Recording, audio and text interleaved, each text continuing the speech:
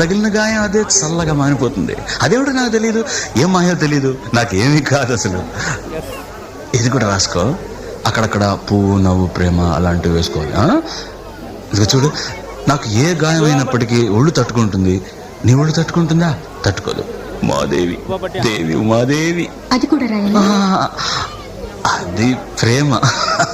నా ప్రేమ ఎలా చెప్పాలో తెలియక ఇదవుతుంటే ఏడుపు వస్తుంది. కానీ నేనేడ్చి నా శోకం నిన్ను కూడా బాధపడుతున్నా అనుకున్నప్పుడు వచ్చే కన్నీరు కూడా ఆగుతుంది.